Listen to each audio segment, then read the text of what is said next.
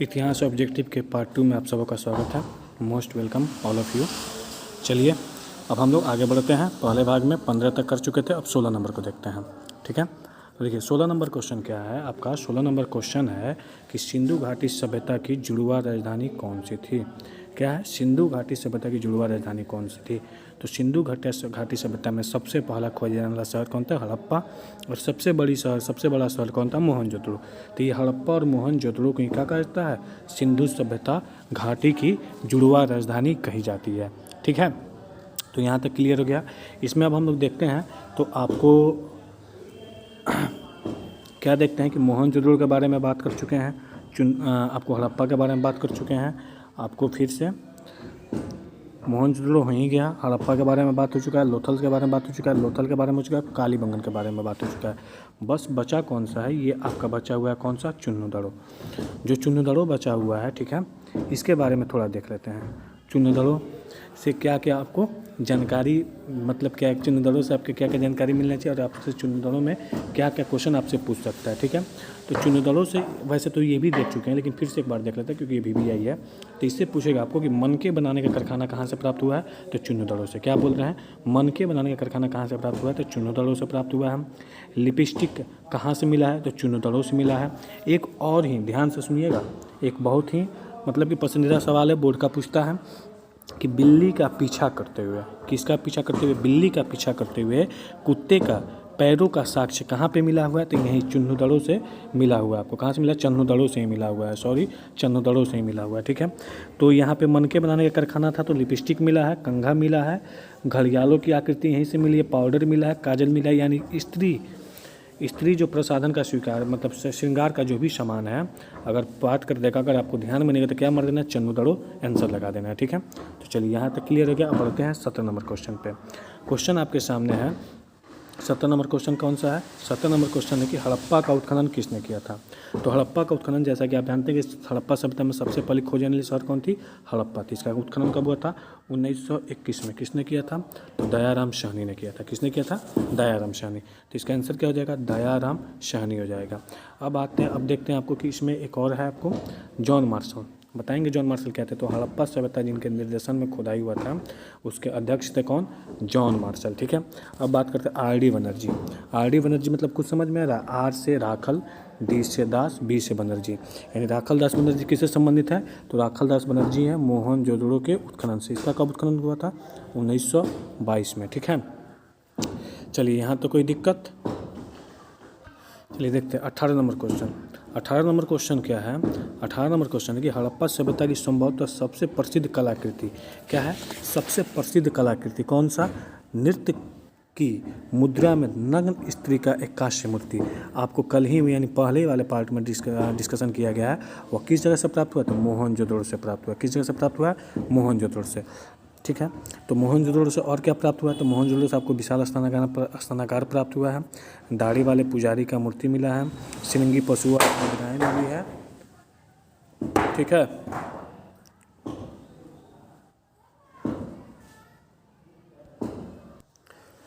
थोड़ा रिवीजन कर लेते हैं। हड़प्पा से क्या मिला है, तो कांस्य का दर्पण, मछुआरे का चित्र। फिर बात करते हैं धौलावीरा किस लिए प्रसिद्ध था, तो धौलावीरा अपने यहाँ समुचित जल निकासी के लिए प्रसिद्ध था। बात करते हैं सुतकोटदा से क्या मिला, कलश समाधान। ये भी बहुत VBI क्वेश्चन है, क्या है जी, सुतकोटदा से क्या मिला आपको, तो सुतकोटदा से मिला है कलश समाधान।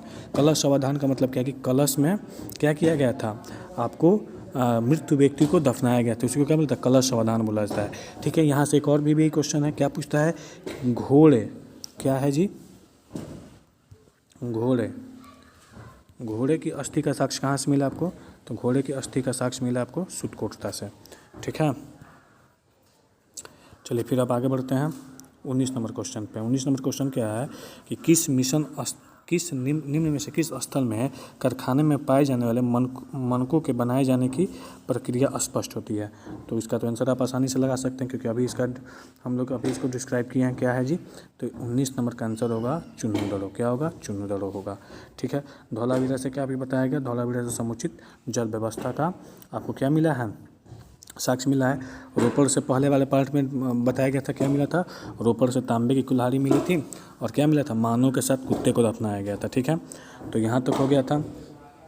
अब आगे बढ़ते हैं। आगे बढ़ते राखी गढ़ी तो देख ही लिए थे, फिर एक बार देख लेते कि ताम्र जो उपकरण है कहाँ से मिले हैं, तो राखी गढ़ी से मिले हैं। ठीक है, चलिए अब आगे बढ़ते हैं। 20 नंबर क्वेश्चन। 20 नंबर क्वेश्चन क्या कर रहा है कि हड़प्पा की बस्तियों में क्या कहा है कि हड़प्पा की बस्तियों में कितने लगभग 2000 से अधिक मोहरें पाई गई हैं।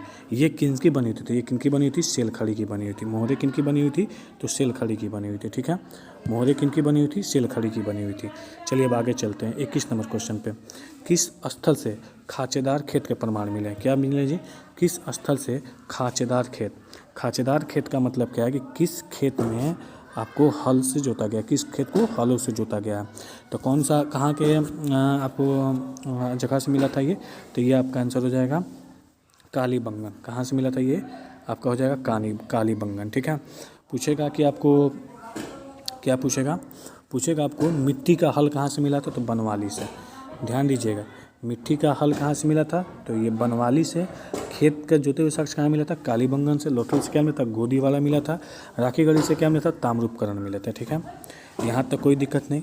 एक चीज़ ध्यान दीजिएगा कि जो खेत जोते हुए थे, खेत क्या जोते हुए थे, समकोण पर जोते हुए थे। जो जोताई का चिन्ह मिला हुए एक दूसरे को समकोण पर काटते थे। ठीक है, आइए 22 नंबर क्वेश्चन देखते हैं हम। 22 नंबर क्वेश्चन क्या है कि हड़प्पा वासियों द्वारा कृषि फसलें कौन कौन सी थी। तो हड़प्पा वासियों द्वारा कृषि फसलें थी आपको गेहूँ, जौ और तिल।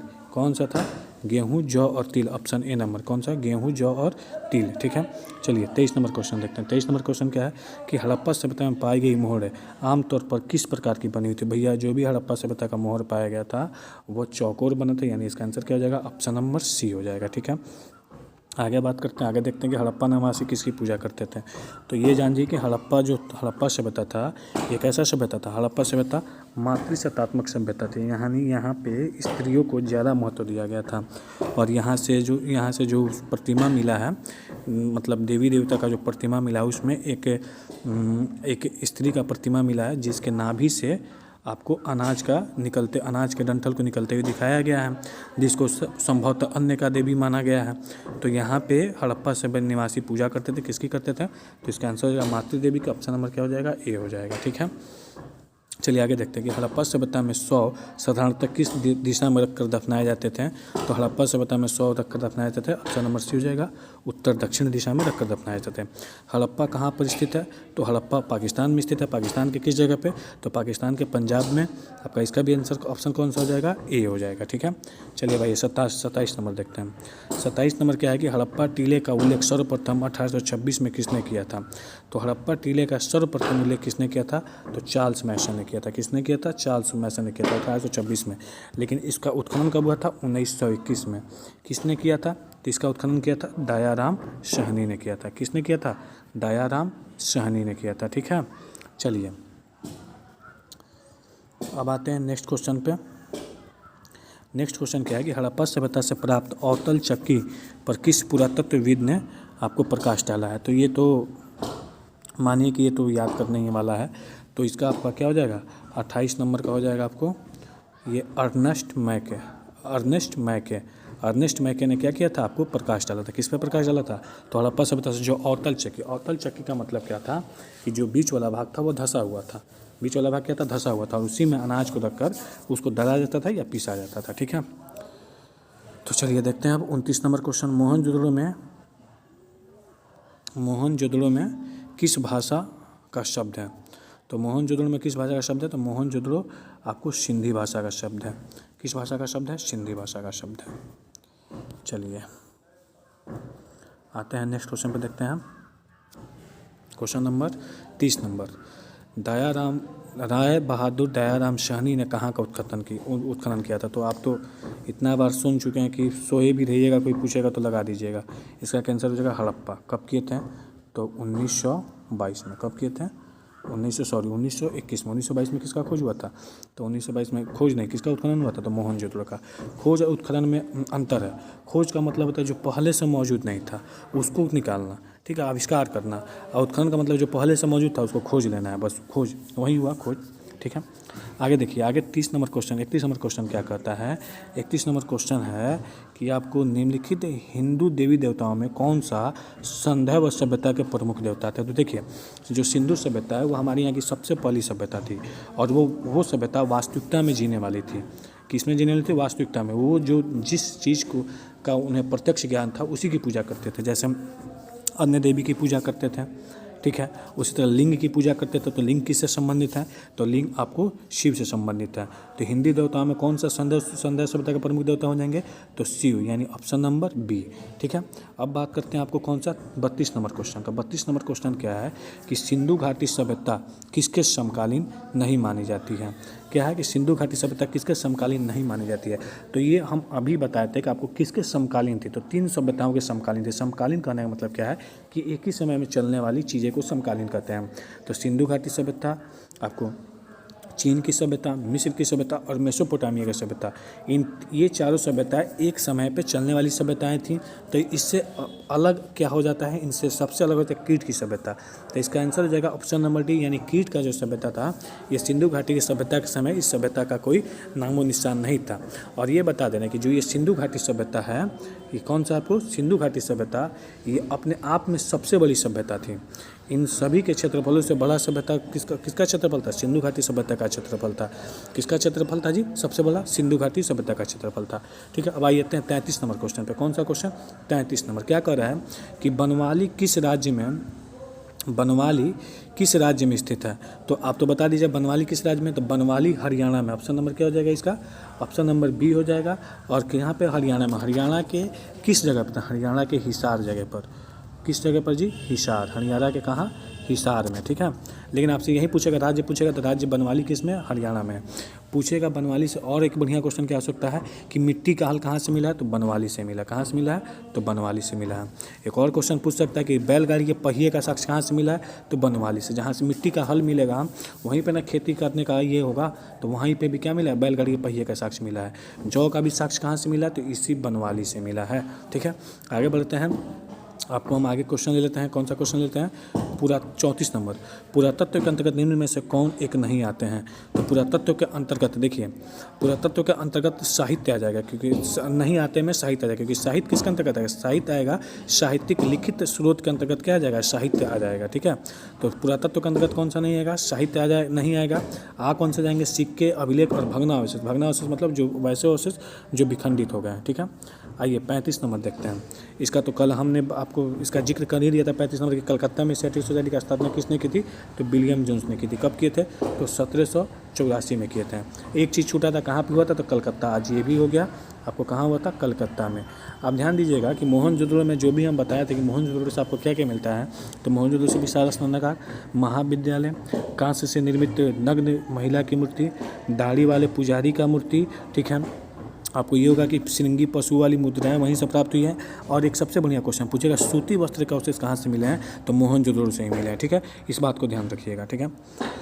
अब आगे देखते हैं कि हड़प्पा सभ्यता का प्रशासन कैसा था। तो देखिए, हड़प्पा सभ्यता के प्रशासन के बारे में तो विशेष कुछ नहीं कहा सकता है। हड़प्पा सभ्यता के प्रशासन के बारे में विशेष कुछ नहीं कहा सकता है, क्योंकि इसके बारे में हम जो भी जानकारी लेते हैं, तो जो इसके अवशेष उपस्थित हैं पुरातत्व है उसी से रहते हैं, क्योंकि साहित्यिक स्रोत को आज तक हम पढ़ नहीं पाए, इसलिए क्या कहते हैं इसे आद्य ऐतिहासिक सभ्यता कहते हैं। लेकिन जहाँ तक इसका समुचित नगर विकास हुआ था, इसका समुचित नवीकरण हुआ था, तो जहाँ तक इसका अगर लगाव मतलब अनुमान भी लगता है या देख कर भी हम लोग मतलब कि ये कहते हैं कि आखिर कैसा होगा, तो नगर पालिका जैसा था। हड़प्पा सभ्यता का प्रशासन कैसा था? तो नगर पालिका जैसा था, ठीक है। आइए अब 37 नंबर क्वेश्चन देखते हैं। 37 नंबर क्वेश्चन कह रहा है क्या कि पहली बार हड़प्पा को किस वर्ष उत्खनन किया गया था। तो हड़प्पा का उत्खनन हड़प्पा का उत्खनन किया गया है, तो पहली बार कब किया गया था? तो पहली बार हड़प्पा का उत्खनन किया था 1921 में। किसने किया था? तो आपको किया था दयाराम साहनी। किसने किया था? दयाराम साहनी। ये सारी नामें, ये जितने सारे नाम हैं आपके पास, आपके सामने इतना बार आ चुके हैं कि मुझे लगता है कि आप भूल नहीं पाइएगा। देखिए फिर से क्वेश्चन रिपीट हो गया। सिंधु सभ्यता में गोदीवाड़ा कहाँ से मिला है? जो आपको पहले हमने आपको बताया था, कहाँ से मिला है? लोथल से। कहाँ से मिला है जी? लोथल से। अगर आपसे फिर पूछ देगा कालीबंगन से क्या मिलेगा? किससे? कालीबंगन से। तो आप बता दीजिएगा कालीबंगन से क्या मिलेगा? कालीबंगन से आपको मिलेगा जोते हुए खेत का साक्ष्य, अग्निहवन कुंड, चूड़ीयाम, ठीक है। भूकंप के साक्ष्य, ये भी बहुत ध्यान रखिएगा, भूकंप के साक्ष्य कहाँ से मिले हैं, तो कालीबंगन से। देखिए जितने सारी चीज़ें आती जाएंगी माइंड में, आपको बताते जाएंगे, बस आपको आपका काम उसको स्टोर करके रखना, कभी ना कभी आपको मिलेगा। मैंने आपसे वादा किया ना कि जब आप इस पूरे सेशन को जो लाया गया आप लोग के लिए अगर देख लीजिएगा तो 100% क्वेश्चन करके आइएगा, तो करके आइएगा, ठीक है। इससे देखिए कालीबंगन से एक और चीज़ है, अलंकृत ईंटें। अलंकृत ईंटें कहाँ से मिली है, तो अलंकृत ईंटें का मतलब क्या है कि ईंटों पर जो विभिन्न प्रकार का कलाकृति किया गया था, तो कालीबंगन से मिली थी। एक और क्वेश्चन ले लेते हैं, ये भी बहुत बढ़िया क्वेश्चन है कि जो चूड़ियाँ थी काली बैग मतलब काली रंग की जो चूड़ियाँ थी, ये भी कहाँ से मिली है, तो आपको कालीबंगन से ही मिली, ठीक है। चलिए ये हुआ। अब देख लेते रोपण से आपको क्या बताया था, याद कीजिए। रोपण से बताया तो तांबे की कुल्हाड़ी मिली है, और क्या मिला है, मानव के साथ कुत्ते को दफनाने का साक्ष्य मिला है, ठीक है। बनवाली से भी कुछ देर पहले ही बनवाली के बारे में आपको जिक्र किया गया, किसके बारे में, बनवाली के। बनवाली के बारे में क्या जिक्र किया गया आपको, बनवाली के बारे में आपको जिक्र किया गया है कि क्या मिला है बनवाली से आपको, मिट्टी का हल, खिलौना, बैलगाड़ी के पहिए के साक्ष्य और जौ, ठीक है। चलिए आगे बढ़ते हैं। 39 नंबर क्वेश्चन कि मोहनजोदड़ो किस नदी के किनारे। हाँ भैया, मोहनजोदड़ो किस नदी के किनारे है, तो मोहनजोदड़ो किस नदी के किनारे, सिंधु नदी के किनारे। किस नदी के किनारे है, सिंधु नदी के किनारे। हम लोग कल ही देखे थे, तो आज फिर आ गया। तो मोहनजोदड़ो किस नदी के किनारे, सिंधु, यानी ऑप्शन नंबर डी। अगर आपसे पूछ दें कि रावी नदी के किनारे कौन सा है, रावी नदी के किनारे, तो रावी नदी के किनारे है आपको हड़प्पा। कौन सा है ये, ऑप्शन नंबर सी। रावी नदी के रावी नदी किनारे कौन सा है, तो हड़प्पा। अगर सरस्वती पूछ दे, तो अभी जिसके जस्ट ऊपर अभी बारे में बात कर रहे हैं, सरस्वती के पूछ दे, सरस्वती नदी के किनारे कौन सा है, तो सरस्वती नदी के किनारे आपको कौन सा है, बनवाली। अगर सतलज पूछ दे कि सतलज के किनारे कौन सा है, हो सकता है पूछ दे आपसे, तो बस याद रखिएगा रोपड़। सतलज के किनारे रोपड़, सरस्वती के किनारे बनवाली, रावी के किनारे हड़प्पा, सिंधु के किनारे मोहनजोदड़ो, ठीक है। आइए अब देखते हैं 40 नंबर क्वेश्चन। हड़प्पा सभ्यता भारत के किस भाग में विकसित हुई थी, तो जो देखिए ये अपना जो भारत है, ये यहाँ पे तो बढ़िया से मैप बन नहीं पाएगा, बस आप समझने के लिए देख लीजिए। ये जो पश्चिमी वाला इलाका था, ये इधर ये पाकिस्तान वाला यहाँ तक नहीं आएगा। ये जो यहाँ पाकिस्तान इधर अफगानिस्तान वाला इलाका था, और ये इलाका थे गुजरात को लेते हुए आपको यहाँ से जो ये सारा इलाका था ऐसे तक या क्या हुआ था आपको, इस क्षेत्र में आपका क्या हुआ था, हड़प्पा सभ्यता का विकास हुआ था। तो ये कौन सा क्षेत्र हुआ, इधर उधर गया उत्तर, और इधर क्या हो गया, इधर आपका हो गया पश्चिम, इधर क्या हो गया पश्चिम। यानी बात कीजिएगा तो क्या हो जाएगा, दोनों को मिला के कीजिए तो क्या हो जाएगा, पश्चिमोत्तर हो जाएगा। क्या हो जाएगा, पश्चिमोत्तर। तो इसका ऑप्शन नंबर क्या हो जाएगा, ऑप्शन नंबर सी। क्या हो जाएगा इसका ऑप्शन नंबर सी हो जाएगा। क्या हो जाएगा, ऑप्शन नंबर सी, यानी पश्चिमोत्तर। हड़प्पा सभ्यता भारत के किस भाग में विकसित है, तो पश्चिमोत्तर भाग में विकसित हुआ है, ठीक है।